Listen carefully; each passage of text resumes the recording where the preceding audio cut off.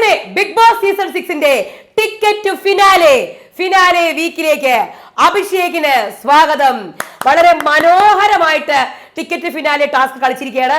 13 points, മറ്റാർക്കും എത്താൻ പറ്റാത്ത 13 പോയിന്റ്സോട് കൂടി ബിഗ് ബോസ് നമ്മുടെ ടിക്കറ്റ് നമ്മുടെ അഭിഷേകിന് തന്നെ കൊടുക്കുകയാണ്. പിന്നെ വളരെ ഒട്ടും പേടിയില്ലാണ്ട് ഒരാശങ്കയുമില്ല. അയ്യോ അവൻ ജയിക്കുമോ, അയ്യോ ഞാൻ ജയിച്ചേ പറ്റൂ, അയ്യോ അങ്ങനെ ഒരു ടെൻഷനൊന്നും അഭിഷേകിന് ഉണ്ടായിരുന്നില്ല. വളരെ കൂളായിട്ട് കളിച്ചു. ചില ടാസ്കുകളൊന്നും കളിച്ചതേ ഇല്ല, അയ്യോ എന്നെ കൊണ്ട് പറ്റത്തില്ല എന്നൊക്കെ പറഞ്ഞ് വളരെ കൂളായിട്ട് ഫ്രീ ആയിട്ട് ഇതൊക്കെ മതി ഇന്നത്തെ ടാസ്കിന്, എനിക്കിതൊന്നും കളിക്കാം, അങ്ങനെ കൂളായിട്ട് കളിക്കേണ്ടടുത്ത് നല്ല രീതിയിൽ കളിക്കുകയും കളിക്കാൻ പറ്റാത്തടുത്ത് പുള്ളിക്കാരൻ അത് കളിക്കാൻ പറ്റിയില്ല അത്രേ ഉള്ളൂ എന്ന് പറഞ്ഞ് നിന്ന് കളിച്ച് ജയിച്ച ഒരാളാണ് അഭിഷേക്. അപ്പോൾ ഇതൊരു പ്രാങ്കിലൂടെയാണ് ബിഗ് ബോസ് അറിയിച്ചത്. എന്താ സംഭവം? എല്ലാവർക്കും നമസ്കാരം, ഞാൻ നിങ്ങളുടെ സ്വന്തം രേവതി. വീഡിയോ ആദ്യമായിട്ട് കാണുന്നവർ ചാനൽ സബ്സ്ക്രൈബ് ചെയ്യണം, ലൈക്ക് ചെയ്യണം, കമന്റ് ചെയ്യണം. അപ്പോൾ അഭിഷേകിനെ കൺഫെഷൻ റൂമിൽ വിളിപ്പിച്ചു കേട്ടോ. എന്നിട്ട് ഇത് വായിക്കാൻ പറഞ്ഞു. ഭയങ്കര ടഫസ്റ്റ് ടാസ്ക് ആണ് വരാൻ പോണത്, അവിടെ പോയി എന്ന് വായിക്കാൻ. അപ്പം തന്നെ സായി പറഞ്ഞു, ഇത് മിക്കവാറും നിനക്ക് ടിക്കറ്റ് തരാനായിരിക്കും. പക്ഷെ ഒരു കാര്യമുണ്ട്, ഇത് കുറച്ചും കൂടെ നന്നായിട്ട് ചെയ്യായിരുന്നു. ഓക്കെ, ടിക്കറ്റ് അഭിഷേകിനാണെന്ന് മനസ്സിലായി. ഇനി ലാലേട്ടൻ അഭിഷേക് ഔട്ടാവോ ഇല്ലെന്ന് അറിയത്തില്ലല്ലോ, നോമിനേഷനിൽ കിടക്കയില്ലേ. അപ്പോൾ ഒരു എന്താ പറയേണ്ടത്, ഇങ്ങനെ ഡേഞ്ചർ സോണിൽ ഇങ്ങനെ കൊണ്ടുവരുത്തിയിട്ട് ഇങ്ങനെ കഴിഞ്ഞ ദിവസം നാദിറേനെ അതേപോലെ ചെയ്തത്. പക്ഷേ അവിടെ ഉള്ളവർക്ക് അറിഞ്ഞൂടല്ലോ അഭിഷേകിൻ്റെ പൊസിഷൻ. നമുക്കല്ലേ അറിയുള്ളൂ അഭിഷേക് സേഫ് ആകും എന്നുള്ളത്. സേഫ് ആകും എന്നുള്ളത് നമുക്കേ അറിയൂ. പക്ഷേ ലാലേട്ടൻ ഇതൊരു സർപ്രൈസ് പോലെ അഭിഷേകിന് കൊടുക്കണം എന്നും നല്ല രസമായിരുന്നു.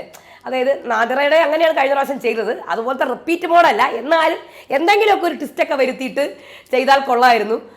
പക്ഷെ അഭിഷേകിനൊന്നുമില്ല കേട്ടോ, അതിങ്ങനെ നിൽക്കുമോ, എനിക്കിപ്പോൾ പോയാലും ടിക്കറ്റ് കിട്ടിയല്ലോ, ഇനിയിപ്പോൾ വീട്ടിൽ പോയാലും കുഴപ്പമില്ലെന്ന് പറഞ്ഞ് അതങ്ങ് നിൽക്കും. അത് അങ്ങനത്തെ ഒരു പ്രകൃതമാണ്. അപ്പോൾ അതുകൊണ്ട് എന്തായാലും മറ്റേ ലീവിങ് റൂമിൽ പോയിട്ട് അഭിഷേക് വായിക്കുന്നുണ്ട്.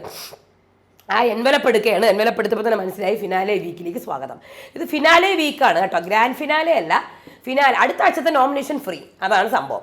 അപ്പോൾ അഭിഷേക് 10 മത്സരങ്ങളാണ് ശരിക്കും ബിഗ് ബോസ് പ്ലാൻ ചെയ്തത്. പക്ഷേ 13 പോയിന്റ്സ് ആണ്. താഴെ ഉള്ള ആൾക്ക് 8 പോയിന്റ്സാണ്, തൊട്ട് താഴെ ഉള്ള ആൾ. അപ്പോൾ അതുകൊണ്ട് തന്നെ ഇനി ഒരു മത്സരം നടത്തിയാലും ജയിക്കാൻ പോകുന്നില്ല, അതിന് മുന്നേ മറികടക്കാനൊന്നും പോകുന്നില്ല. സോ അതുകൊണ്ടാണ് ഇപ്പം തന്നെ 9 മത്സരത്തിൽ വെച്ച് നിർത്തിയത്. അപ്പോൾ എന്തായാലും അഭിഷേക് നന്നായി തന്നെ കളിച്ചു. എല്ലാവരും അവരവരുടെ കൺഗ്രാജുലേഷൻ പ്രസംഗം നടത്തിക്കൊണ്ടിരിക്കുകയാണ്. ബിഗ് ബോസ് സായിയും എല്ലാവരും നമ്മുടെ അഭിഷേകിനെ കൺഗ്രാജുലേറ്റ് ചെയ്യാണ്. അപ്പം അതിന് സായി പറഞ്ഞു കൃത്യമായിട്ട് അറിയാം കാര്യങ്ങൾ, ആരൊക്കെ എത്ര പോയിന്റ്സ് എന്നറിയാം. ചത്ത് കുത്തിയിരുന്നിട്ട് എല്ലാ ടാസ്കും കിടന്ന് ചെയ്യേണ്ട ആവശ്യമില്ല. അവനും അറിയുന്ന കാര്യം മാത്രമാണ് അവൻ ചെയ്തത്, അവനത് വൃത്തിയായി ചെയ്തു എന്നൊക്കെ പറയാം. പക്ഷെ ചിലതൊക്കെ സായിയുടെ ഹെൽപ്പ് ഉണ്ടായിരുന്നു കേട്ടോ. ചിലതിലൊക്കെ സായി റാബിറ്റിൻ്റെ ടാസ്കൊക്കെ അഭിഷേകല്ല സായിയാണ് ജയിക്കുന്നത്, പക്ഷെ സായിയുടെ ഒരു ഹെൽപ്പും ഉണ്ടായിരുന്നു. ഇന്നലത്തെ ടാസ്കും അങ്ങനെ തന്നെയാണ്, ഒരു ഗ്രൂപ്പ് ഗെയിം. അഭിഷേക് ഈ ഗ്രൂപ്പിലേക്ക് വന്നിട്ടുണ്ട്.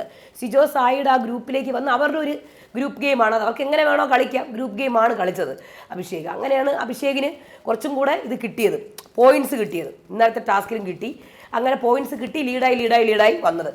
അഭിഷേക് എല്ലാവരോടും കൂടും, അങ്ങനത്തെ ഒരു ഇതാണ്. എല്ലാവരോടും നിന്നാണ് കളിക്കുന്നത്. ഞാൻ ശ്രദ്ധിച്ചതാണ്, ഒരു 2 ആഴ്ച മുന്നേ അഭിഷേക് ഗെയിം മാറ്റി.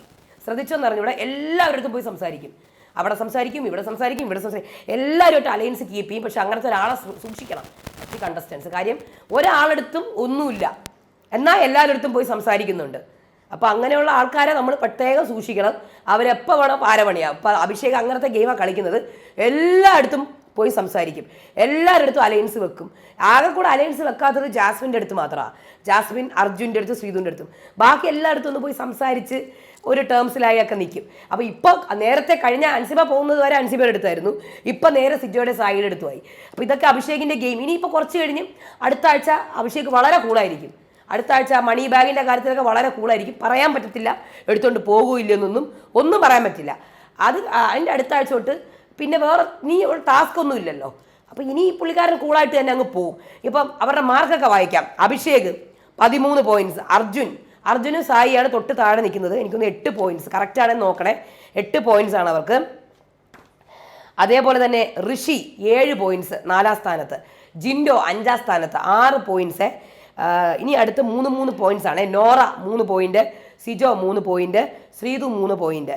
അത് കഴിഞ്ഞ് ജാസ്മിൻ 2 പോയിന്റ്, നന്ദന 1 പോയിന്റ്. ഇങ്ങനെയാണ് സ്കോർ ബോർഡ് വന്നിരിക്കുന്നത്. അപ്പോൾ ഇനി വേറെ ഒരു കണ്ടന്റും ഉണ്ടാവില്ല കേട്ടോ. ഇനി അവർക്ക് വേണമെങ്കിൽ സ്പോൺസർ ടാസ്ക് ആയിരിക്കും. വേറെ ഇവരുടെ ഗെയിം സിജോ നന്ദനെ വിളിച്ചിരുത്തി ഉപദേശിക്കുന്നുണ്ടായിരുന്നു. ഇത് എത്ര ദിവസം നിൽക്കുമെന്നൊന്നും ഒരു പിടിയില്ല. വിളിച്ചിരുത്തി മോളെ നീ അങ്ങനെ പെരുമാറരുത്, നീ ഇങ്ങനെ പെരുമാറരുത്, ചക്കരക്കുട്ടം ഇങ്ങനെ നിൽക്കരുതാ കുട്ട. ഞാൻ പെട്ടെന്ന് ഞെട്ടിപ്പോയി. സുജോയ്ക്ക് ഇത്രയ്ക്ക് അറ്റാച്ച്മെൻറ്റ് ഉണ്ടായിരുന്നു നന്ദനെ അടുത്ത്. എനിക്കത് പെട്ടെന്ന് ഭയങ്കരമായിട്ട് കൂടിയതുപോലെ ഫീൽ ചെയ്യുന്നു. പെട്ടെന്ന് കൂടിയതുപോലെ ഒരാഴ്ച കൊണ്ട്. കാര്യം പുള്ളിക്കാരൻ ആദ്യമേ നന്ദനെ പിടിച്ചിട്ടുണ്ടായിരുന്നു ഗെയിമുകൾ ഉപദേശിക്കും. പക്ഷേ ഇത്രമാത്രം പെട്ടെന്ന് തന്നെ ഇത്രയും സ്നേഹമൊക്കെ കൂടിയത് ഞാൻ ആദ്യമായിട്ടാണ് കാണുന്നത്. എനിക്കൊന്ന് 2-3 ദിവസമായി ഇത്രയും ഒരു സ്നേഹം കണ്ടിട്ട്. സായിയുടെയും ഭയങ്കരമായ ഒരു സ്നേഹം പോലെ. എന്നാൽ നന്ദനയ്ക്കാണെങ്കിൽ അങ്ങനെയൊന്നും ഇല്ല. എന്തായാലും നന്ദന നിങ്ങളെ വേദനിപ്പിക്കാനാണ് ഞാൻ കോയിൻ തിരിച്ചു കൊടുത്തു കേട്ടോ നന്ദനയ്ക്ക്. സായിയുടെ ലാലേട്ടൻ കൊടുത്ത കോയിനില്ലേ, അപ്പം സ്നേഹിക്കൊന്നും വേണ്ടേ കോയിനൊന്നും. അല്ല, എനിക്ക് സ്വർണത്തിൻ്റെ വിലയല്ല ആ മൂല്യമാണ് ഞാൻ നോക്കിയത്. ലാലേട്ടൻ കൊടുത്ത കോയിനല്ലേ. അപ്പോൾ എനിക്കെന്തോ പോലെ ഒരു വിഷമം. നന്ദനയ്ക്ക് ഓൾറെഡി ഒരു കോയിൻ ഉണ്ടല്ലോ, വേറെ ഏത് കോയിനും നന്ദനയ്ക്ക് കൊടുക്കാമല്ലോ. സ്വർണ്ണമാണെങ്കിൽ നിങ്ങൾക്ക് വേറെ ഏതെങ്കിലും കോയിൻ കൊടുത്താൽ പോരെ. അപ്പോൾ എനിക്കെന്തോ ഭയങ്കര ഒരു വിഷമം പോലെ. അത് നന്ദനയ്ക്ക് കിട്ടിയോണ്ടല്ലടാ ലാലേട്ടൻ കൊടുത്ത കോയിൻ നമ്മൾ വേറൊരാൾക്ക് ഇങ്ങനെ കൊടുക്കുമ്പോഴേ എനിക്കെന്തോ എനിക്കറിയത്തില്ല, ഞാൻ അറിയാണ്ട് പറഞ്ഞു പോയതാണ്, സോറി. പക്ഷെ എനിക്കെന്തോ ഒരു ഉൾക്കൊള്ളാൻ കഴിയണില്ല. അതുകൊണ്ടാണേ. നിങ്ങൾക്കത് പറ്റുമായിരിക്കാം, എനിക്കറിയില്ല. പക്ഷേ എനിക്കെന്തോ അത് ഉൾക്കൊള്ളാൻ പറ്റുന്നില്ല. പെട്ടെന്ന് എനിക്ക് ഇങ്ങനെ ഒരു സംഭവം ഞാൻ ആദ്യമായിട്ടാണ് കാണുന്നത്. ഒരാൾ നമുക്ക് തന്നൊരു കോയിൻ, അതും ഇത്രയും വലിയൊരു ലെജൻഡ്, എനിക്കെന്തോ അത് പറ്റുന്നില്ല. അതാണ് ഞാൻ ഇങ്ങനെ പറഞ്ഞുകൊണ്ടിരിക്കുന്നത്. ഒരാൾ തന്ന കോയിൻ നമ്മളിങ്ങനെ ഇപ്പോൾ എല്ലാ കണ്ടസ്റ്റൻസിനെയും ഞാൻ കാണാൻ പോകുമ്പോഴൊക്കെ അവർ ഭയങ്കര ഇതായിട്ടൊക്കെ എടുത്താണ് എനിക്ക് കാണിച്ചു തരുന്നത്. ലാലേട്ടൻ തന്ന കോയിൻ എപ്പോഴും കയ്യിൽ വെക്കും എന്നൊക്കെ. പക്ഷേ അതെന്തോ പോലെ തോന്നി, വിഷമം തോന്നി, ഭയങ്കര വിഷമം തോന്നി.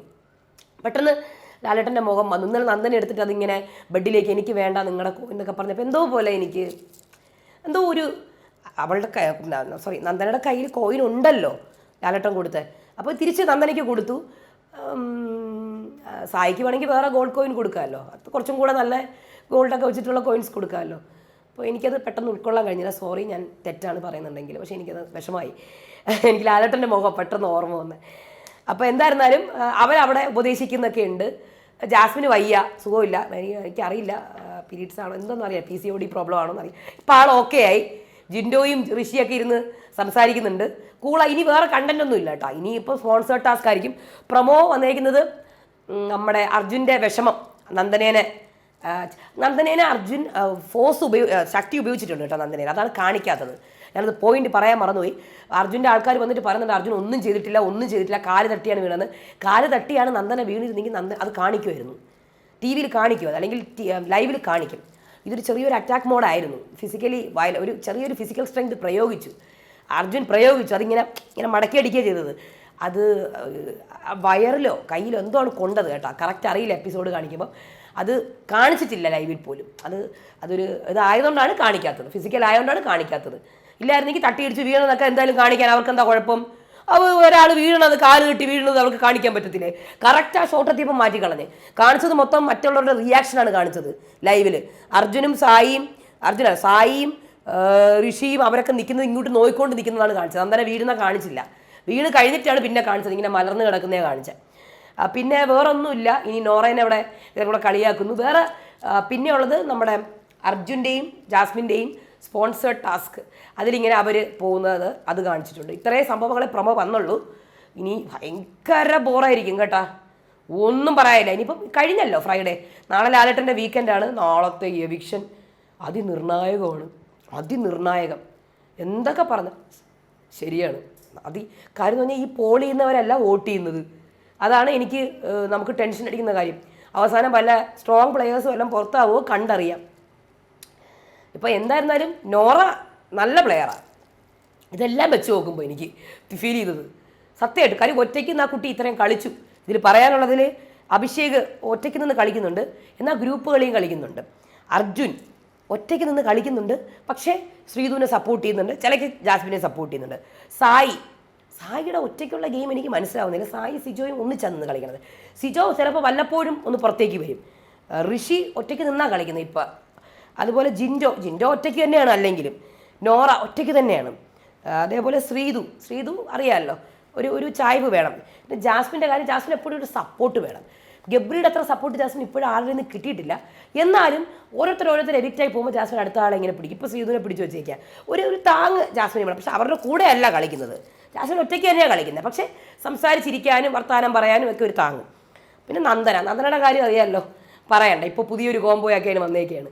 അപ്പോൾ ഇത്രയും കാര്യങ്ങളേ ഉള്ളൂ. അടുത്ത വീഡിയോ ആയിട്ട് വരാം. അതുവരേക്കും ബൈ.